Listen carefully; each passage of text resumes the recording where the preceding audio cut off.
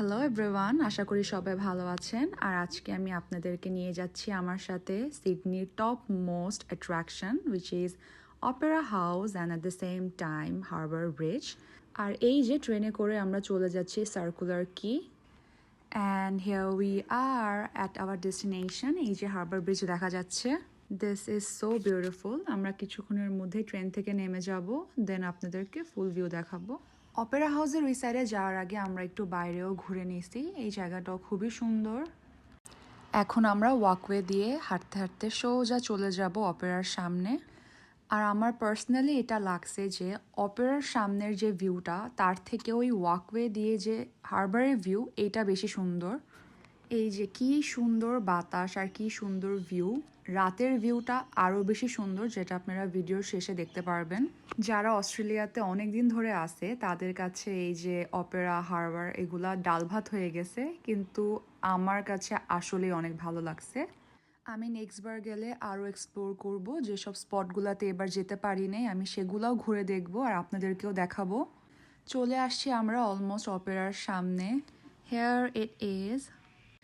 এইখানে যে কি পরিমাণ বাতাস ছিল সেটা আসলে বলে বোঝানো যাবে না। আর এই বাতাসের সুযোগ নিয়ে আমি একটু ঢং করে ভিডিও করলাম। তারপর আমরা টুকটুক করে অপেরার আশেপাশে ঘুরলাম। তো যতই দেখতেছি ততই ভালো লাগতেছে আমার, এমন একটা অবস্থা। তো এবার আমাদের অপেরার ভিতরে তো আর যাওয়া হয় নাই, বাহির থেকে যতটুকু পসিবল আমরা দেখে নিছি।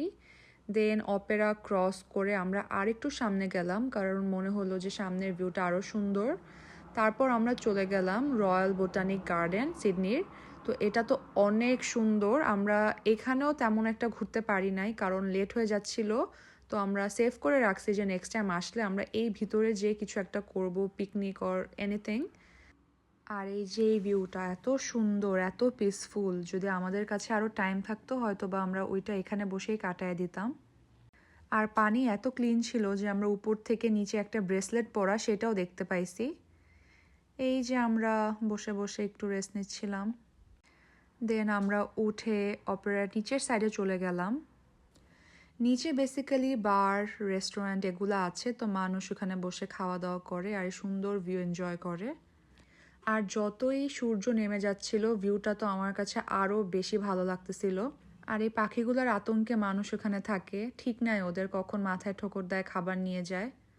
Hair I was just enjoying my moment. এই যে পানির শব্দ, উপরে আকাশ, সাথে বাতাস, কি যে শান্তি। দেন একটু পর জাফরিন, জাহিদ দুজনই চলে আসছে, তখন আমরা বসে বসে আরও কিছুক্ষণ আড্ডা দিলাম। Now this is what I was talking about. রাতের যে ভিউ অপেরার হারবার ব্রিজের সেটা অনেক অনেক সুন্দর।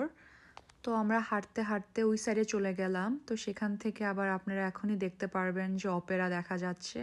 ওয়াও। তো গল্প করার চক্করে এটার বেশি একটা ক্লিপস নিতে পারি নাই, আমরা হাঁটতে হাঁটতে এদিকে চলে আসছি। তো এখানে ছিল বেশ কিছু রেস্টুরেন্টস, সব রেখে আমরা নিচে বসে আরামসে আড্ডা দিছি। তারপর আমরা ব্যাক করে চলে আসছি অপেরা থেকে। এরই ফাঁকে আমরা আবার একটু খেয়েও নিছি, তো খাওয়া দাওয়া করে যে যার বাসায় চলে যাই। So this was all about that day. Thank you guys for watching.